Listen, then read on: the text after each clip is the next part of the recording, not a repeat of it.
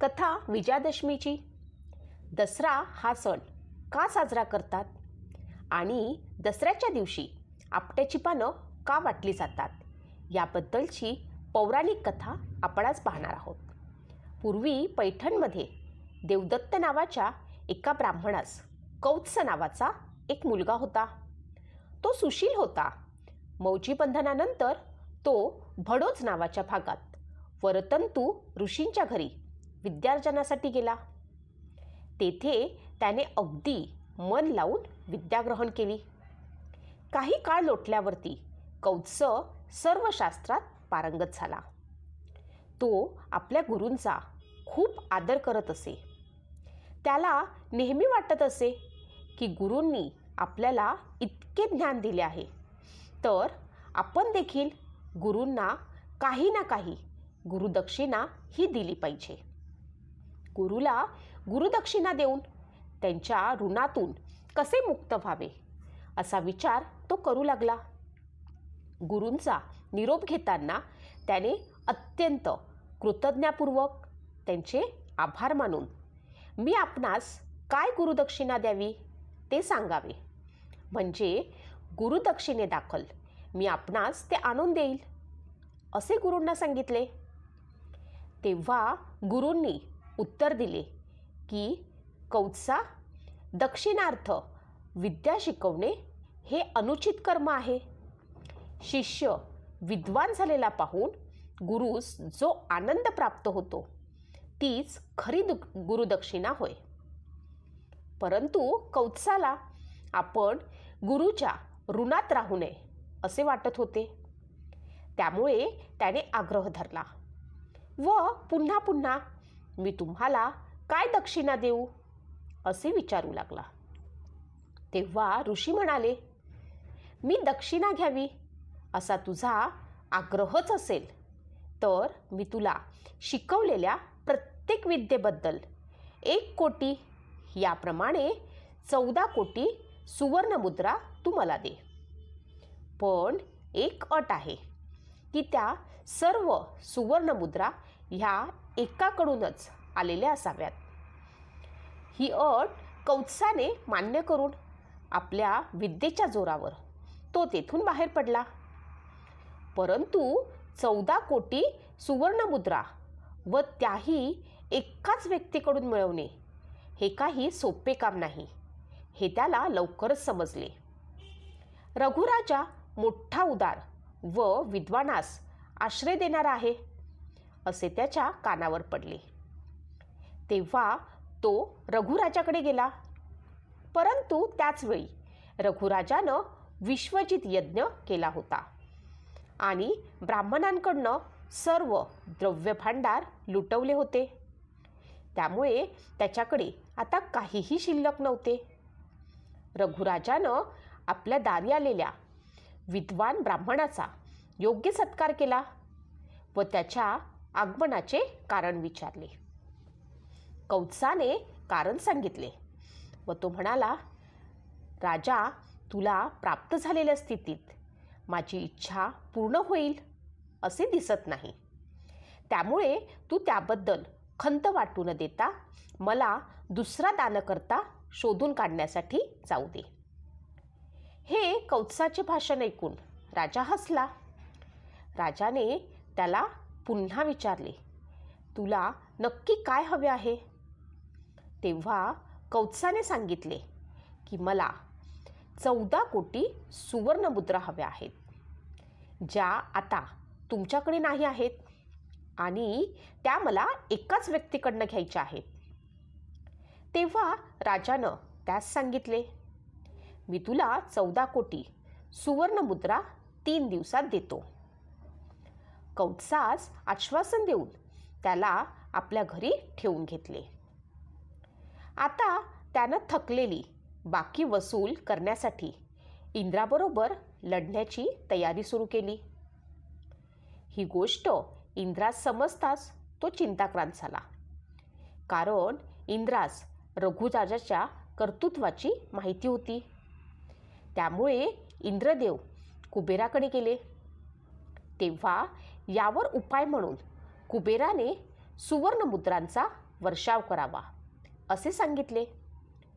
तेव्हा इंद्रानं नगराबाहेर आपट्याच्या व शमीच्या झाडावर कुबेराकडून सुवर्णमुद्रांचा वर्षाव करवला. रघुराजानं त्या सर्व सुवर्णमुद्रा कौत्सास दिल्या. कौत्स त्या सर्व सुवर्णमुद्रा घेऊन वरतंतू ऋषींकडे गेला आणि त्यांचा स्वीकार करण्याविषयी विनंती केली. परंतु वरतंतू ऋषींनी फक्त 14 कोटी सुवर्णमुद्रा ठेवून बाकीच्या कौत्सात परत दिल्या. तेव्हा राहिलेल्या सुवर्णमुद्रा त्यानं रघुराजास आणून दिल्या. पण आता ते सुवर्णराजा मुद्रा राजाही घेईना. आता इतक्या सुवर्णमुद्रांचं काय करावं म्हणून शेवटी त्याच आपट्याच्या व शमीच्या झाडाखाली त्या मुद्रांचा ढीग करून त्यानं लोकांस त्या नेण्यास सांगितले. लोकांनी श्रीमंत होण्याची ही संधी साधून त्या नगरीच्या सीमेबाहेर असलेल्या त्या झाडांची पूजा केली आणि सोने मनसुक्त लुटले व एकमेकास देऊन आनंद व्यक्त केला. हा दिवस विजयादशमीचा होता. त्यावेळेपासून या विशिष्ट झाडाची पूजा करून सुवर्णमुद्रांऐवजी या झाडाची पाने लुटण्याची प्रथा सुरू झाली. आता आपण शमीच्या आणि आपट्यांच्या पानाबद्दल जाणून घेणार आहोत. शमीची पाने. दसऱ्याच्या दिवशी शमीची पाने एकमेकांना प्रदान करू नयेत, तर ती पाने आपल्या वास्तूत ठेवावीत. त्यामुळे वास्तूतील वायुमंडल शुद्ध होण्यास मदत होते. शमी ही तेज तत्वरूपी आहे. ही तम रजात्मक असल्यानं तिच्यातून प्रक्षेपित होणारे तेजकण हे वातावरणात आगीची निर्मिती करतात. या सूक्ष्म ज्वाळांनी जीवाचा त्राक्षभाव जागृत होण्यास मदत होते. क्षात्रभाव हा आत्मशक्तीच्या बळावर जीवाला संसारात्मक अशा क्षात्रवृत्तीकडे नेतो. वनवासाला जाताना प्रभू श्रीरामचंद्रांनी शमीच्या झाडाच्या ढोलीत शस्त्रे ठेवली होती. शमीच्या खोडातून व पानातून उत्पन्न होणाऱ्या तेज तत्वरूपी धगीमुळे शस्त्रातील सुप्त मारक शक्ती अखंड कार्यरत अवस्थेला राहू शकली. यावेळी प्रभू श्रीरामचंद्रांनी जरी शस्त्रे उतरवली तरी त्यांनी या शस्त्राच्या माध्यमातून मारक शक्ती दुर्जनांवर सोडून शमीपत्रांच्या सहाय्यानं संपूर्ण ब्रह्मांडात मारक तत्वाचे कार्य केले. दसऱ्याच्या दिवशी श्रीरामाचे तारक तर हनुमानाचे मारक तत्व कार्यरत असल्यानं शमीपत्र हे त्या तत्व आकृष्ट करून घेऊन ते वायुमंडलात प्रक्षेपित करण्याचे महत्त्वाचे कार्य करते. आता जाणून घेऊया आपट्याच्या पानांबद्दल. आपट्याची पानं ही आप व तेज या कणांशी निगडीत असल्यानं शमीकडनं प्रक्षेपित झालेल्या लहरी या आपट्याच्या पानाकडनं ग्रहण केल्या जाऊन त्या आपतत्वाच्या बळावर प्रभावी बनवल्या जातात व जेव्हा या आपट्याच्या पानांचे आदानप्रदान होते त्यावेळी हे तेजतत्वरूपी कण आपट्याच्या पानातून जीवाच्या तळहाताकडे संक्रमित होतात. त्यामुळे जीवाच्या हातातील देवतांच्या स्थानांचे बिंदू कार्यरत होऊन त्या बिंदूंतून ते आवश्यक तत्व जीवाच्या सूक्ष्म देहापर्यंत आपकणांच्या साह्याने झिरपले जाते. या कारणास्तव शमीची पाने ही घरात ठेवून दसऱ्याच्या दिवशी वायुमंडलाची शुद्धी करावी व त्यानंतर आपट्याच्या पानातून तेजतत्व एकमेकांना प्रदान करून ईश्वरी राज्य स्थापनेला लागणारा क्षात्रभाव जागृत अवस्थेत ठेवावा. ही अशी कथा आहे आपट्याच्या पानाची. आता आपण ह्याच्यानंतर विजयादशमीशी संदर्भित आणखी एक कथा बघणार आहोत. ज्या कथेमध्ये महिषासूर नावाचा एक राक्षस होता. त्याने खडतड तप करून ब्रह्मदेवाला प्रसन्न केले आणि आपल्याला त्रैलोक्याचे राज्य मिळावे असा वर मिळवला. तसेच पुरुषाच्या हातून तुला मृत्यू येणार नाही असाही वर त्याला मिळाला. त्या जोरावर मेलेल्या राक्षसांना तो पुन्हा जिवंत करी. महिषासुराने बृहस्पतीला कैद करून पाताळात स्थानबद्ध करून ठेवले.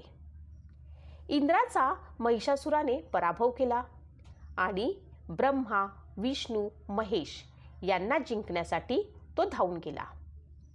महिषासुराला पुरुषाच्या हातून मरण नाही म्हणून ब्रह्मा, विष्णू, महेश यांनी त्याला मारण्यासाठी पार्वतीची योजना केली. पार्वती विजया नाव धारण करून शस्त्रास्त्रांनी सज्ज झाली. महायक्षिणी, मोहमाया, चामुंडा इत्यादी 56 कोटी स्त्रियांचे सैन्य तिने उभारले. असिलोमा, दुर्धर, दुर्मुख, बिडाल यांच्यासारख्या अतिबलाढ्य राक्षसांना विजयादेवीने ठार मारले. त्यामुळे तालजंघ राक्षस संतापला आणि त्याने विजयादेवीवर प्रचंड पर्वत फेकला. देवीनं आपल्या शस्त्राने पर्वताचे तुकडे केले. घनघोर लढाई करून तिनं महिषासुराचा वध केला आणि विजय मिळवला. 9 दिवस हे युद्ध चालले होते. 10व्या दिवशी विजय मिळाल्यानं विजया देवीच्या स्मरणार्थ या दिवसाला विजयादशमी हे नाव मिळाले. शौर्य, विजय, संपत्ती आणि विद्या असे सर्व काही देणारा हा महत्त्वाचा दिवस आहे. आता आणखी एक कथा आहे जी रामायण आणि महाभारताशी निगडीत आहे. रामायणानुसार अयोध्येचे राजा दशरथ यांचे पुत्र भगवान राम यांना 14 वर्षाचा वनवास झाला होता. त्यांच्यासोबत त्यांची पत्नी सीता आणि भाऊ लक्ष्मण हे देखील वनवासात गेले होते. वनवासाच्या काळात लंकेचा राजा रावणाने माता सीतेचे अपहरण केले. भगवान रामाने हे पाहिल्यावर रावणाशी युद्ध करण्याचा निर्णय घेतला. रावण हा एक महान पंडित आणि पराक्रमी योद्धा होता. त्याला अनेक वरदान मिळाले होते आणि त्याला अपराजेय मानले जात होते. रामाने वानर सेनेच्या मदतीने, ज्यामध्ये हनुमान, सुग्रीव, जांबवंत यांचा समावेश होता, ह्यांच्यासोबत रावणाशी युद्ध केले. हे युद्ध अनेक दिवस चालले.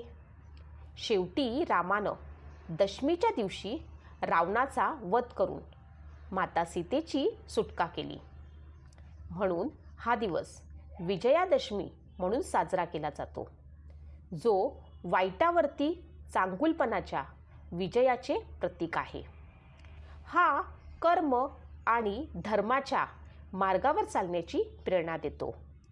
विजयादशमीला रावण दहन करण्याची परंपरा देखील आहे, ज्यामध्ये लोक रावणाचे पुतळे जाळून हा संदेश देतात की अहंकार, लोभ आणि अन्य वाईट गोष्टींचा अंत हा नक्कीच होतो. या दिवशी लोक नवीन कार्याची सुरुवात करतात, जी शुभ मानली जाते. अनेक ठिकाणी शस्त्रपूजन आणि विशेष पूजा अर्चना केली जाते. विजयादशमी हा एक उत्सव आहे, जो हा संदेश देतो की जेव्हा आपण सत्य, धर्म आणि न्यायाच्या मार्गावर चालतो, तेव्हा तुमचा विजय हा निश्चितच होतो.